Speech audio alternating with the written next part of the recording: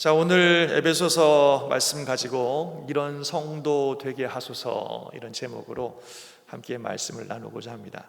이 본문 말씀은 바울 사도가 에베소 교회 성도들을 위해서 기도하는 기도의 내용입니다. 그래서 이 내용들을 보면 이것은 에베소 교회 성도들만을 위한 기도가 아니라 바로 지상에 있는 모든 교회 성도들, 오늘 이 아침에 우리 유니온 교회 성도님들을 향한 우리 주님의 마음이고 또 우리의 기도가 되어야 된다 하는 그런 생각을 하게 하는 그런 본문의 말씀입니다. 그래서 이 말씀들을 함께 나누면서 우리가 어떤 성도가 되어야 될지를 다시 한번 확인하시고, 또 뿐만 아니라 우리가 나아가야 될 모습이, 우리가 되어야 될 모습이 바로 이런 모습이구나, 그것을 위해서 기도하고 또 함께 주님의 은혜를 구해야 되겠구나 하는 것들을 함께 배워가고 또 결단하고 또 그렇게 되어가는 그런 은혜가 있기를 주의 이름으로 축원합니다. 우리 한 가지 하나씩 한번 같이 보도록 하겠습니다. 14절을 보시면 이렇게 시작하고 있어요. 이러므로 내가 하늘과 땅에 있는 각 족속에게 이름을 주신 아버지 앞에 무릎을 꿇고 비오니, 이렇게 시작을 하고 있습니다.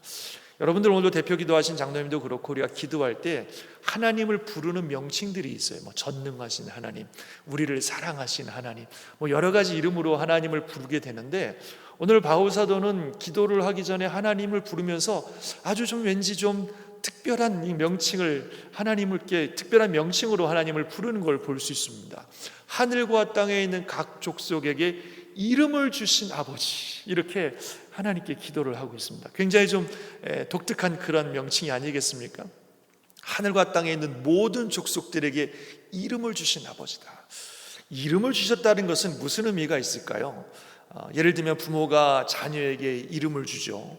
또는 어떤 물건을 누군가 개발하거나 누군가 이것을 만들어내면 그 자기가 만든 물건에 이름을 붙입니다. 이름은 아무나 주는 것이 아니고 또 아무나 준다고 이름이 되는 것이 아니라 부모님이라든지 그것을 만든 사람이라든지, 한마디로 말하면 그것의 소유를 한 그 주인이 그 이름을 붙이게 되는 것이고, 또 이름을 붙인 사람은 그 물건이나 또는 그 사람이 어떤 존재인지를 가장 잘 아는 사람이라, 이렇게 말할 수 있을 것입니다. 하늘과 땅에 있는 모든 족속들에게 이름을 주신 아버지라 하시는 것은 이 땅에 있는 모든 사람들의 주인이신 하나님, 이 땅의 모든 사람들을 창조하신 하나님, 이 땅의 모든 사람들을 가장 잘 아시는 하나님, 이 땅의 모든 사람들을 소유하고 계신 진정한 우리의 아버지, 바로 그분이 하나님이신 것을 믿습니다. 그래서 바울은 에베소 교회 성도들을 위해서 기도하면서 하나님, 바로 하나님이 이들의 아버지시고, 하나님이 이들에게 이름을 주신 분이시고, 하나님이 이들의 인생을 책임지시는 분이시고, 하나님이 이들을 누구보다도 잘 아시는 분이시니까 그 하나님께 내가 이분들을 올려드리며 기도합니다. 그런 의미로 이렇게 하나님을 부르지 않았을까 하는 생각을 해보게 되었습니다. 바로 우리가 오늘 이 기도 제목을 가지고 하나님께 기도할 텐데, 그것은 바로 우리의 삶을 책임지시고 우리의 삶의 주인이시고 우리의 삶을 이끌어 주실 진정한 우리의 아버지 하나님, 그분이 바로 우리 하나님이신 것을 믿습니다. 그분께 기도하면 그분이 들으시고 그분이 응답하시고 그분이 역사하실 것입니다. 우리 인생의 문제, 다른 사람, 다른 존재에 가서 우리가 부탁하는 것이 아니라 우리에게 이름을 주신 아버지, 우리를 지명하여 부르신 아버지, 우리를 창조하신 아버지, 우리를 존재케 하신 아버지, 우리 인생의 진짜 주인이신 그 하나님께 우리가 기도하며 나아갈 때에 하나님께서 그 기도를 응답하시고 축복하실 줄 믿습니다. 그래서 참 우리에게 이름을 주신 하나님께 기도를 하는데요, 오늘 기도 제목을 보니까 크게 세 가지의 기도 제목이 있는 것을 알 수 있습니다. 첫 번째 기도 제목은 바로 이렇습니다. 16절에 나오는 내용인데, 그의 영광의 풍성함을 따라 그의 성령으로 말미암아 너희 속사람을 능력으로 강건하게 하시오며, 이렇게 기도를 하고 있습니다. 한번 따라해 보시면 좋을 것 같아요. 우리 속사람을 강하게 하옵소서. 그게 바울 사도가 에베소 교회를 향해 드리는 첫 번째 기도 제목입니다. 하나님, 에베소 교회 성도들, 하나님, 유니온 교회 성도님들 속사람이 강하게 하옵소서. 하나님의 능력으로 이분들의 속사람이 강하게 하옵소서. 그게 바울의 기도고 바로 오늘 우리가 붙들어야 될 기도입니다. 속사람, 속사람이 무엇일까요?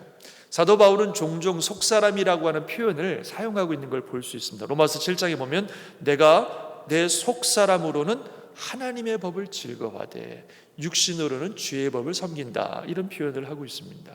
즉 속사람이라고 하는 것은 우리 안에서 하나님의 법을 즐거워하는 그 존재. 육신으로는 연약해서 죄도 짓고 또 이렇게 연약한 모습을 많이 보이지만 그래도 우리 안에, 우리 내면에 하나님의 법을 즐거워하고 하나님의 법을 따르려고 하는 그 존재, 바로 그 영적 존재, 그것이 바로 속사람입니다. 그래서 주 예수 그리스도의 은혜로 거듭난 내 영, 하나님의 법을 즐거워해 따르고 싶어하는 그 마음, 그 존재가 바로 속사람이다, 그렇게 얘기하고 있습니다. 또 고린도서 4장 16절에 보면 그러므로 우리가 낙심하지 아니하노니 우리 겉사람은 낡아지나 우리의 속사람은 날로 새로워지도다. 참 되게 좋은 말씀인데요, 우리 겉사람은 시간이 지나면 병들고 낡아지고 또 은퇴하면 힘이 없고 그래서 이제는 못하겠다, 이제는 뒤로 가야 되겠다, 이렇게 자꾸 연약해지지만 우리 속사람은 가면 갈수록 새로워진다는 거예요. 겉사람과 상관없이 계속해서 새로워지는 그게 속사람입니다. 하나님의 은혜로, 예수 그리스도의 은혜로 내 안에서 거듭나서 하나님 말씀을 즐거워하고 날이 가면 갈수록, 해가 가면 갈수록 더 새로워지는 그 존재, 그게 속사람입니다. 우리 안에 바로 그 속사람이 있으신 줄 믿습니다. 여러분 느끼십니까? 그 속사람을 내 안에서, 육신은 약하지만 그래도 내 안에서 하나님의 법을 즐거워하고 그리고 주님 안에서 계속해서 새로워지는 바로 그게 속사람이에요. 근데 그 속사람이 강해지게 해달라고, 강건해지게 해달라고 기도하고 있습니다. 정말 우리는 이 속사람이 강건해져야 됩니다. 그래서 우리에게 죄와 유혹이 다가올 때 그것을 넉넉히 이겨낼 수 있는 그런 우리가 되어야 됩니다. 언제까지나 마음은 원이로되 육신이 약해서요, 상황이 어쩔 수 없었어요, 이렇게 우리가 변명할 수 없어요. 우리의 속사람이 강해서 죄의 유혹, 여러 가지 유혹들이 다가와도 넉넉히 이겨낼 수 있는 그런 속사람, 또 우리 속사람이 강해서 어떤 시련이 와도 견뎌낼 수 있는 그런 속사람. 고통이 오고 시련이 오면 아프죠, 힘들죠. 그러나 우리 안에 있는 속사람이 강하면 이겨낼 수 있어요, 인내할 수 있어요, 견뎌갈 수 있습니다. 이번 코로나의 과정 속에 얼마나 어려우셨어요. 그래도 믿음으로 이 어려움다운 과정들을 지켜나가는 성도들을 보면 참 속사람이 강하시구나 하는 걸 볼 수 있습니다. 그런 속사람. 그래서 유혹도 이겨내고 시련도 이겨내고 흔들리지 않는 믿음을 가지고 설 수 있는 그런 강한 속사람, 그게 우리에게 중요합니다. 사람들은 겉사람이 신경 많이 쓰잖아요. 외모, 스펙 이런 것들. 그래서 겉사람을 잘 가꾸고 겉사람이 많은 것들을 누리고 있으면 굉장히 성공할 것처럼 그렇게 얘기하지만, 그러나 사실 여기도 나오지만 우리의 겉사람은 그래봐야 낡아지고 병들고 사라질 뿐입니다. 결국 뭐만 남냐면 속사람만 남습니다. 그래서 우리의 속사람이 주님 안에서 강건해지시기를 주의 이름으로 축원합니다. 날로 속사람이 강해지고 날로 새로워지고 날로 거룩해져야 되는 거예요. 앞에도 말씀드렸듯이요, 우리 겉사람은 나이가 먹고 이러면 다 늙고 낡고 그러는지 모르지만 속사람은 절대로 그렇지 않아요. 주님 부르시는 그날까지 계속해서 새로워지고 계속해서 강해지고 계속해서 거룩해지고 우리 예수 그리스도를 닮은 아름답고 능력 있는 모습으로 우리가 얼마든지 설 수 있다는 것입니다. 그게 바울의 기도고 그게 우리의 기도입니다. 그럼 어떻게 우리의 속사람이 그렇게 강해질 수 있습니까? 오늘 본문에 나옵니다. 다시 한번 그 기도를 보시면 그의 영광의 풍성을 따라 그의 성령으로 말미암아 너희 속사람을 능력으로 강건하게 하시오며 그랬어요. 하나님이 주시는 그 영광의 풍성을 따라 하나님의 성령으로 말미암아 그 능력으로 말미암아 우리 속사람이 강해진다고 말씀하고 있어요. 쉽게 말하면 우리 속사람이 강해지려면 하나님의 풍성한 은혜가 필요합니다. 성령님의 능력이 필요합니다. 그래야 우리 속사람이 강해질 수 있습니다. 그래서 기도해야 돼요. 너무 잘 아시는 거지만 기도해야 됩니다. 하나님, 하나님의 은혜로 성령의 능력으로 내 속사람을 강하게 해달라고, 정말로 이것이 나의 기도의 제목이 되어서 기도하셔야 됩니다. 여러분 잘 아시는 것처럼 예수님의 제자들 많은 지식과 많은 경험을 했지만 그들의 속사람이 강하지 못하니까 그냥 시험이 오고 유혹이 오니까 다 무너져 버렸어요. 그러나 그들이 기도하면서 성령의 능력을 받으니까 너무너무 강력한 그리스도의 제자가 되어서 어떤 유혹과 시련도 넉넉히 이겨가는 정말 놀라운 성도들이 됐습니다. 그래서 우리가 기도해야 돼요. 다른 것보다도 내 속사람이 강하게 해달라고, 정말 흔들리지 않는 믿음의 삶이 되게 해달라고 우리가 주님께 간절한 마음으로 기도할 때에 하나님이 은혜 주셔서 성령의 능력으로 강건해지시는 줄 믿습니다. 그런 은혜가 있기를 주의 이름으로 축원합니다. 그리고 또 우리가 훈련받아야 됩니다. 디모데전서 4장 8절 같이 한번 읽어볼까요? 시작. 육체의 연단은 약간의 유익이 있으나 경건은 범사에 유익하니 금생과 내생의 약속이 있느니라. 우리 유년교회도 많은 훈련의 프로그램들이 있는데요, 열심히 훈련받으셔야 됩니다. 말씀의 훈련, 기도 훈련, 전도 훈련. 내 영이 강건해지기 위해서 열심히 훈련받으셔야 돼요. 그래서 우리 속사람이 날로 날로 강건해지고 새로워지고, 그것이 우리 주님이 원하시는 길이고 우리가 이 땅에서 승리하는 길입니다. 정말 이 소원을 가지고 우리 모두의 속사람이 강건해지는 은혜가 있기를 다시 한번 주의 이름으로 축원합니다. 아멘, 아멘. 자, 바울의 두 번째 기도는 무엇이냐면 17절의 전반부에 나오는데요, 우리 같이 한번 읽어볼까요? 시작. 믿음으로 말미암아 그리스도께서 너희 마음에 계시게 하시옵고. 참 이 기도 제목을 보면 의문이 생깁니다. 믿음으로 말미암아 그리스도께서 너희 마음에 계시게 하시옵고. 지금 이 기도는 바울이 누구를 위해서 기도하는 거예요? 에베소 교회 성도들을 위해서. 근데 이 기도 제목을 보면 마치 불신자들을 위해서 기도하는 것 같은 느낌이 들어요. 믿음으로 말미암아 그리스도께서 너희 마음에 계시게 하시옵고. 이미 예수를 믿고 어찌 보면 예수 그리스도가 그들의 마음에 계신 것이 성도인데, 에베소 교회 성도들을 향해서 기도하면서 믿음으로 말미암아 그리스도 예수께서 너희 마음에 계시게 하시옵고, 이렇게 기도하고 있다는 겁니다. 사실 여기서 이 계신다라는 말은 다른 말로 하면 거주한다 이런 의미예요. 거주한다, 머물러 계시는 거예요. 잠깐 방문했다가 떠나는 게 아니라 함께 사는 걸 말합니다. 계속 같이 있는 걸 말하는 거예요.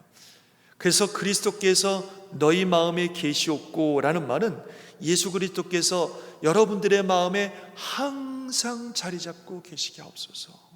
에베소 교회 성도들의 마음속에 항상 그리스도 예수께서 머물러 계시게 하옵소서. 유니온 교회 성도님들의 마음속에 항상 예수께서 그 안에 머물러 계시도록 하옵소서. 이렇게 기도하는 거예요. 이렇게 기도한다고 하는 것은 아마도 에베소 교회 성도들 가운데 처음에 예수님을 믿었을 때는 예수님이 그들의 마음에 계셨는데 신앙생활을 하면서 예수님이 더 이상 그들의 마음에 계시지 않는 성도들이 있다는 거예요. 분명히 예수님을 모셔드리긴 했는데 예수님이 그들의 마음에 머물러 있는 게 아니라 예수님이 더 이상 그들의 마음에 없는 성도들이 있다는 겁니다. 그래서 바울은 그 성도들을 생각하면서 그리스도께서 저들의 마음에 계시게 해달라고, 머물러 계시게 해달라고, 항상 저들의 마음에 그리스도께서 계시도록 해달라고 기도하고 있다는 거예요. 이런 비슷한 기도를 요한계시록에서도 찾아볼 수 있습니다. 요한계시록 보면은 여러분 또 우리 김신희 목사님을 통해서 공부하고 계시는 걸로 알고 있는데 그 7 교회를 향한 예수님의 말씀이 선포되고 있습니다. 근데 그 중에 라오디게아라고 하는 교회에 예수님이 주시는 말씀이 있어요. 어떤 말씀이냐면 요한계시록 3장 20절 말씀인데 한번 같이 읽어볼까요? 시작. 볼지어다 내가 문 밖에 서서 두드리노니 누구든지 내 음성을 듣고 문을 열면 내가 그에게로 들어가 그와 더불어 먹고 그는 나와 더불어 먹으리라. 너무 잘 아는 말씀이시죠? 이건 우리가 전도할 때 불신자들에게 복음 전하면서 여러분 마음을 문을 여시면 예수님께서 여러분 마음에 들어갈 것이고 예수님과 함께 교제할 겁니다, 이거 이렇게 얘기하는 그런 성경 구절 중에 하나인데, 이게 사실은 불신자들에게 주시는 말씀이 아니라 라오디게아 교회 성도들에게 주님이 하시는 말씀이에요. 그 성도들에게 주님 말씀하시기를, 이봐요 라오디게아 성도들, 잘 들어라. 내가 문 밖에 서서 문을 두드리노니 누구든지 내 음성 들고 문을 열면 내가 그에게로 들어가 그와 더불어 먹고 그와 더불어 마시리라 말씀하셨어요.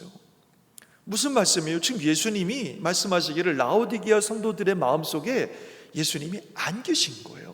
그들의 마음 문 밖에 계신 거예요. 그 예수님이 문을 두드리면서 제발 좀 문 좀 열어라 말이야. 내가 들어가서 너와 함께 먹고 마시고 싶다. 먹고 마신다고 하는 것은 교제하는 걸 말하는 것입니다. 오늘 본문에 나온 것처럼 너희 안에 머물러 있기를 원한다는 거예요. 마음의 문을 열면 내가 너희에게 들어가서 너희와 함께 교제하고 싶다. 너희 안에 머물러 있고 싶다. 너와 함께 먹고 마시면서 함께 지내고 싶다. 그러니까 마음의 문을 좀 열어라라고 예수님이 말씀하고 계시는 거죠.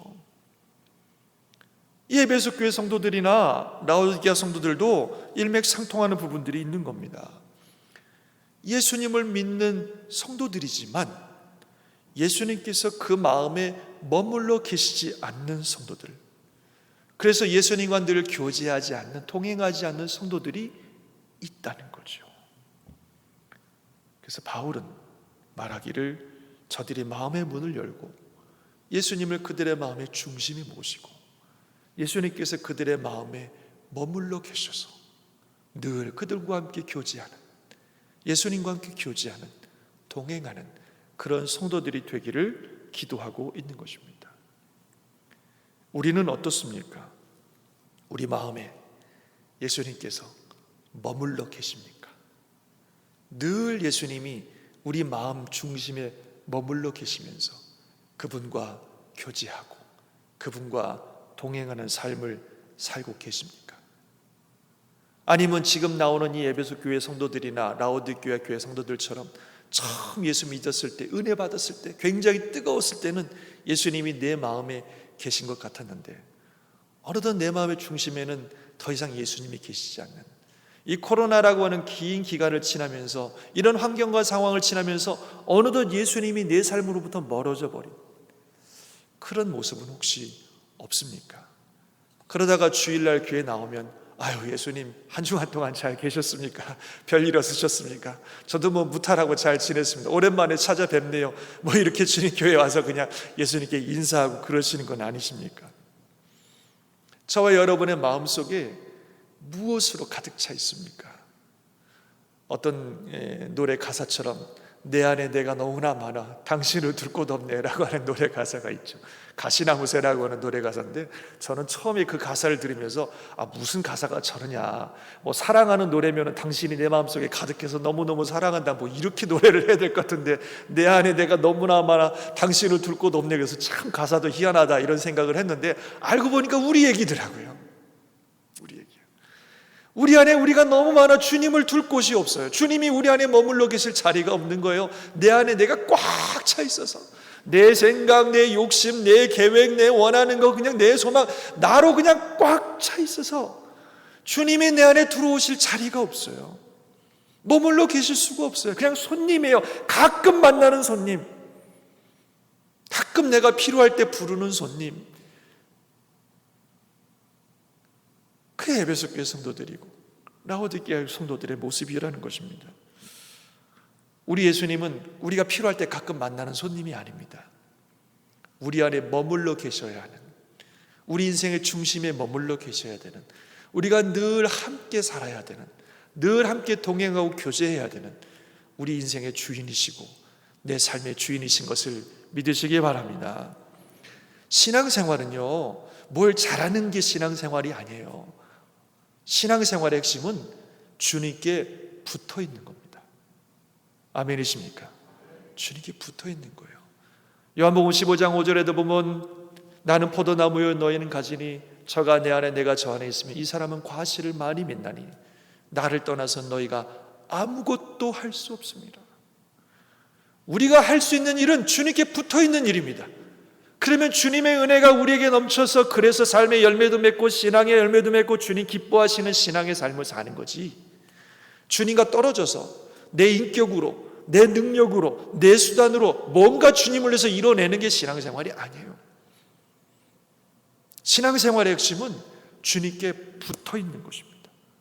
늘 주님과 함께하는 거예요. 그게 신앙의 능력이고 그게 신앙의 핵심이고 그게 우리가 이 땅을 살아가는 방법입니다. 그래서 예수님이 우리 안에 늘 머물러 계셔야 됩니다. 아멘이십니까? 우리 성결교회 믿음의 선배님이신 이성봉 목사님, 여러분도 많이 아실 겁니다. 그분은 늘 다니실 때 이렇게 한쪽 주먹을 쥐고 다니셨다 그래요. 이렇게 주무실 때도 이러고 주무시고. 사람들이 목사님은 왜 맨날 이렇게 주먹 쥐고 다니십니까? 뭐 누구랑 싸우려고 그러세요? 왜 맨날 주먹 쥐고 다니십니까? 물어봤더니 예수님 손이야, 예수님 손. 나는 늘 예수님 손 붙잡고 살아. 어딜 가도. 그 마음의 자세가 너무 귀하지 않아요? 나는 어디를 가든지 예수님과 함께해. 무엇을 하든지 주님이 내 안에 머물러 계셔서 24시간 주님과 동행하며 꿈속에서라도 주님을 만나기를 소망하면서 살아가는 것, 그게 그리스도인의 삶의 능력이고 핵심입니다. 그래서 바울은 에베소 교회 성도들이 그들의 마음속에 늘 주님이 머물러 계시기를 기도하고 있는 것입니다. 바라오교 뉴욕 교회 성도님들, 여러분들의 마음속에 주님이 늘 머물러 계시기를 주의 이름으로 축원합니다. 매일매일 주님과 함께하는 삶, 그럴 때 행복하고요, 그럴 때 능력 있고요, 그럴 때 어떤 것이 다가와도 넉넉히 이길 수 있습니다. 그런 은혜의 삶, 축복의 삶 되시기를 주의 이름으로 다시 한번 축원합니다. 아멘. 그럼 세 번째 기도 제목은 17절부터 19절까지 나오는데 우리 한번 같이 읽어볼까요? 시작. 너희가 사랑 가운데서 뿌리가 박히고 터가 굳어져서 능히 모든 성도와 함께 지식에 넘치는 그리스도의 사랑을 알고 그 너비와 길이와 높이와 깊이가 어떠함을 깨달아 하나님의 모든 충만하신 것으로 너희에게 충만하게 하시기를 구하노라. 좀 긴 내용입니다만 한마디로 말하면 에베소 교회 성도들이 그들의 삶이 사랑 가운데 살면서 그리스도의 사랑이 무엇인지를 깨닫게 해주세요, 이렇게 기도하고 있습니다. 에베소 교회 성도들이 그리스도의 사랑이 무엇인지를, 그 넓이와 그 길이와 그 높이와 그 깊이를 깨닫게 해주세요, 이렇게 기도하고 있습니다. 사랑하는 성도 여러분, 우리가 그리스도의 사랑이 무엇인지를 깨닫는 것은 너무너무 중요합니다. 우리는 그리스도의 사랑이 무엇인지를 깨달아야 신앙생활을 할 수 있어요. 신앙생활은 위에서부터 오는 겁니다. 내가 무엇을 만들어내는 게 아니라 주님의 사랑과 은혜가 우리에게 임하셔서 그 은혜와 사랑에 대한 반응이 신앙생활이에요. 위에서부터 오는 은혜는 없는데, 아까도 말씀드린 것처럼 내가 노력하고 내가 인격적으로 애쓰고 수고해서 뭔가를 만들어내는 게 신앙생활이 아니라 하늘로부터 오시는 그 놀라운 사랑과 은혜가 우리에게 임하셔서 그것을 깨달음으로 거기에 대한 반응이 신앙생활이에요. 그래서 우리가 그리스도에 대한 사랑을 깨달으면 깨달을수록 신앙이 깊어지고 넓어지고 높아지는 겁니다. 우리가 만들어내는 게 아니에요. 여러분, 우리 부모 자녀 관계를 보면 참 이해가 되는 것 중에 하나가, 여러분 자녀들이 언제 철이 든다고 생각하세요? 참 자녀들을 보면 철이 없는데, 제가 볼 때 자녀들이 그렇게 철이 없이 살던 자녀들이 철이 드는 거는 여러 가지 모습이 있겠지만 그 중에 중요한 것은 부모님의 사랑이 뭔지를 알기 시작하면 철이 드는 것 같아요. 철이 없을 때는 그냥 부모님들이 사랑해주고 관심 가져주는 거에 대해서 뭔지도 잘 모르고, 어쩔 때는 막 티네이저 들어가고 그러면 그냥 오히려 부모님의 사랑과 관심을 귀찮아하고 막 싫어하고 막 그런단 말이죠. 그러다가 얘네들이 정말 부모님들이 나를 사랑하는 그 사랑이 무엇인지를 깨닫기 시작하면 태도가 달라져요. 철이 드는 것 같아요. 영적으로도 저는 그렇다고 믿습니다. 우리 성도들이 영적으로 철이 드는 것, 다시 말하면 진정한 영적인 변화와 성숙이 시작되는 것은 하나님의 사랑이 무엇인지를 깨닫기 시작할 때,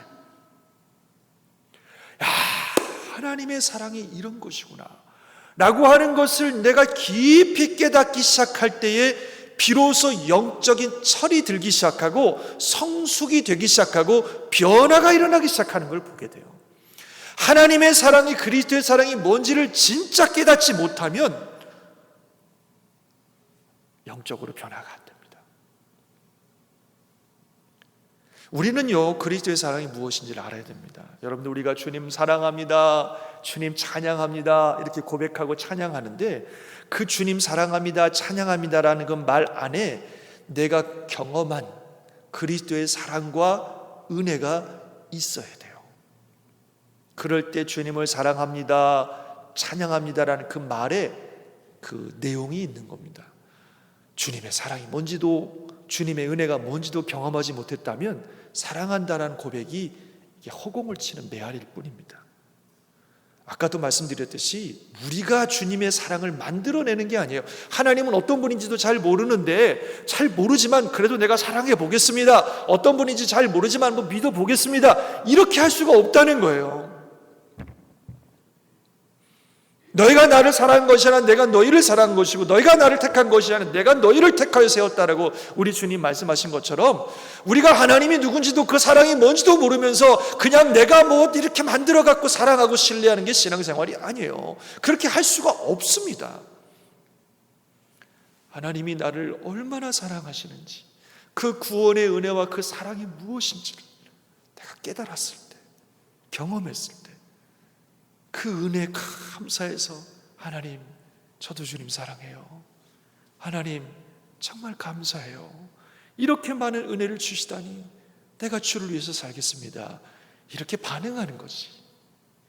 그 사랑 모르면서 일방적으로 우리가 고백하는 게 아닙니다. 그래서 우리의 믿음이 자라고 신앙이 자라려면 그리스도의 사랑이 뭔지를 알아야 돼요. 근데 이건 지식이 아닙니다. 지식에 넘치는, 저기 나오죠, 지식에 넘치는 그리스도의 사랑을 알고, 단순히 성경 구절 몇 개 안다고 해서 주님의 사랑을 아는 게 아니에요. 이건 경험되어지는 겁니다. 경험되어지는 것. 하나님 말씀을 읽으면서, 기도하면서, 주의 말씀 따라 살면서 그리스도의 사랑이 경험되어지는 거예요. 내 안에서 느껴지는 겁니다. 경험되어지는 거예요. 그러면서 주님의 사랑이 무엇인지를 알아가는 거죠. 그 사랑을 알면 알수록 더 주님을 사랑하게 되고, 그만큼 신앙이 성장하게 되고 성숙하게 되는 것입니다. 그래서 바울 사도는 에베소 교회 성도들을 향하여 그 사랑의 길이와 그 사랑의 넓이와 그 사랑의 길이와 그 사랑의 높이와 그 사랑의 깊이를 알게 해주세요, 그렇게 얘기하고 있는 거죠. 바라옵기는 우리 모든 성도님들, 날이 가면 갈수록, 해가 가면 갈수록 주님의 그 사랑의 그 넓이와 그 사랑의 길이와 그 사랑의 높이와 그 사랑의 깊이를 더욱더욱 깨달아가는 은혜가 있기를 주의 이름으로 축원합니다. 정말 그런 은혜가 있기를 바랍니다. 야, 작년과 다른 또 다른 은혜, 어제와 다른 또 다른 사랑을 깨달아간다는 게, 이게 행복이고 이게 신앙의 능력입니다.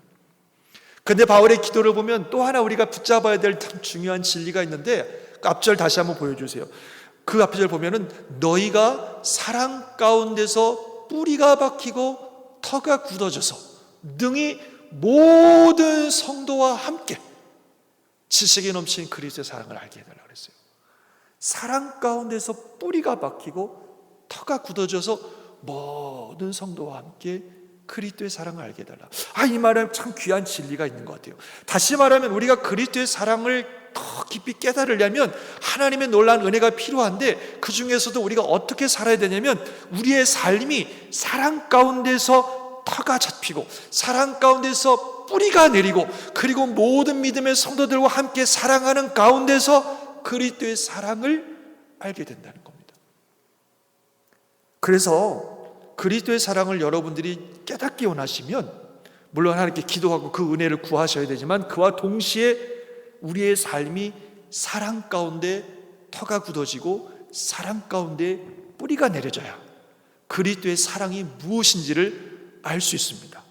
이 부분을 좀 더 분명히 말씀해 주시는 게 좀 아까 보여줬던 요한 1서 말씀입니다. 우리 한번 같이 읽어봅시다. 시작. 사랑하는 자들아, 우리가 서로 사랑하자. 사랑은 하나님께 속한 것이니 사랑하는 자마다 하나님으로부터 나서 하나님을 알고, 사랑하지 아니하는 자는 하나님을 알지 못하나니 이는 하나님은 사랑이심이라. 아멘. 하나님이 사랑이시기 때문에 하나님을 알려면 우리가 어떻게 된다고요? 사랑해야 된다. 사랑하지 아니하는 자는 하나님을 알지 못한다. 왜냐하면 하나님이 사랑이시기 때문에 그렇다는 거예요. 하나님이 그냥 사랑 그 자체이시고 하나님의 모든 것은 사랑이시기 때문에 그 하나님을 조금이라도 이해하려면 우리가 사랑 가운데 살아야 된다는 거예요. 사랑해야 된다는 거예요. 사랑을 하지 않으면 하나님을 알 수가 없다는 겁니다. 그 대표적인 예가 예수님 시대 바리새인 같은 사람들이에요. 이 사람들은요, 성경의 박사들입니다. 성경을 다 알아요. 성경에 대한 지식이 어마어마한 사람들이에요. 그런데 이들은 사랑이 없습니다. 오직 지식으로만 하나님을 알 뿐이고 사랑이 없어요. 그래서 자신들보다 못한 사람들 무시하고 멸시하고 말이죠. 그래서 예수님이 오셨는데, 하나님이신 그분이 오셨는데 예수님은 사랑이잖아요. 그래서 예수님은 모든 걸 사랑으로 행하시는 분이에요. 근데 성경은 다 알고 있는데 사랑이 없는 이 사람들은 모든 것을 사랑으로 행하시는 예수님을 전혀 이해하지 못했어요. 예수님을 전혀 알아보지 못했어요. 오히려 예수님을 미워하고 심지어는 죽이려고 했다는 거예요. 아니, 하나님에 대해서 성경을 그렇게 잘 알고 있는 사람들이 하나님의 본체이신 예수님이 그들의 눈앞에 오셨는데도 어찌 그렇게 예수님을 못 알아보냐 이거예요. 당시 죄인들, 세리들은 다 알아보는데 왜 이들은 그렇게 예수님을 못 알아봐요? 사랑이 없어서. 사랑이 없어서. 성경은 지식은 많은지 모르지만 사랑이 없으니까 사랑으로 행하시는 예수님을 전혀 알지 못하는 겁니다. 또 예수님의 비유 속에 탕자의 비유에 보면 첫째 아들이 그런 모습이에요. 이 첫째 아들은 한 번도 아버지를 떠난 적이 없습니다. 평생 아버지 집에 함께 살았어요. 그런데 이 첫째 아들은 사랑이 없어요. 근데 이 아버지는 사랑 그 자체예요. 둘째 아들이 재산 다 탕진하고 도망가 버렸어도 그 아들을 사랑하는 마음으로 늘 돌아오기를 기다리는 정말 사랑의 아버지셨어요. 사랑이 없는 이 첫째 아들은 그렇게 사랑으로 행하시는 아버지를 전혀 이해하지 못했어요. 오히려 둘째 아들 탕진하고 재산 탕진하고 돌아온 둘째 아들을 막 맞아주시고 잔치 벌여주시고 막 이런 아버지를 이해하지 못해서 막 원망하고 불평하고 말이야. 나를 위해서는 염소 새끼 한 마리 안 잡아주더니 저깟 아들을 위해서 어떻게 이럴 수 있습니까? 막 이러는 거죠. 평생 아버지 집에 있었는데, 우리로 말하면 평생 교회를 떠나지 않았는데, 평생 교회에서 신앙생활을 했는데 사랑이 없으니까 그 하나님 아버지의 마음을 조금도 이해하지 못하는 거죠. 그러면서 불평하고 원망하고 하나님이 이럴 수 있습니까? 말이야. 나한테 하나님이 이러실 수 있습니까? 저깟 사람들 말이야, 별로 충성도 안 하는 사람들, 저 사람들은 저렇게 은혜를 주시면 아니 나한테는 이럴 수 있습니까? 막 이러면서 원망하고 불평하는 거죠. 하나님을 이해 못하는 거예요. 사랑해야 하나님을 이해할 수 있습니다. 왜냐하면 하나님이 사랑이시기 때문입니다. 그리스도의 사랑을 알려면 그 은혜가 필요하고 또 우리가 사랑을 실천해야 됩니다. 내가 사랑할 수 없는 사람, 사랑하기 힘든 사람일지라도 사랑하려는 노력과 헌신이 필요합니다. 그게 그리스도의 사랑 아니겠어요? 여러분 경험해 보신 분들은 다 아실 겁니다.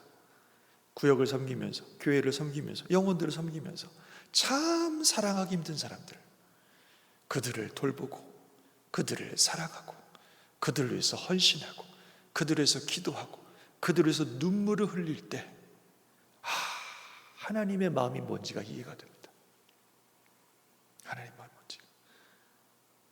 그런 사랑을 실천하고 경험해 보지 못한 분들은 하나님의 마음을 이해 못해요. 신앙생활은 공동체 안에서 하는 겁니다. 나 혼자 하나님과 직통으로 하는 게 아니에요. 하나님과 나 사이에만 믿음만 좋으면 신앙생활이 잘 되는 게 아닙니다. 반드시 이웃을 섬기는 삶이 필요합니다. 이웃 섬기는 삶 속에서 하나님의 사랑을 실천하고 그리스도의 사랑으로 섬기면서 하나님의 마음을 알고 하나님에 대한 사랑이 깊어지고 주님에 대한 사랑의 영역들이 넓어져 가는 것이고, 그럴 때 신앙이 자라고, 그럴 때 우리의 삶 속에 하나님의 은혜가 더욱 넘치는 줄 믿습니다. 그래서 정말 주님의 마음으로 사랑을 실천하시기 바랍니다. Unconditional love, 조건 없는 사랑.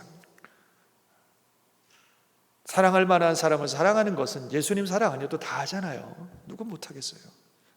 그러나 사랑하기 힘든 사람들, 어려운 사람들, 심지어는 나를 핍박하는 사람들까지도 사랑하고 기도하고 섬기는 가운데 그리스도의 사랑을 깨닫게 되고, 그 사랑이 넓어지는 만큼 주님의 은혜가 더 넘치게 임하는 것입니다.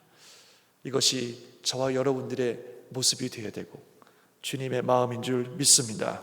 바라옵기는 그 은혜가 넘침으로 사랑의 넓은 용량을 가진 성도들이 되시고, 그래서 하나님의 은혜가 넘치는 우리 유니온교회 성도님 되시기를 주의 이름으로 축원합니다.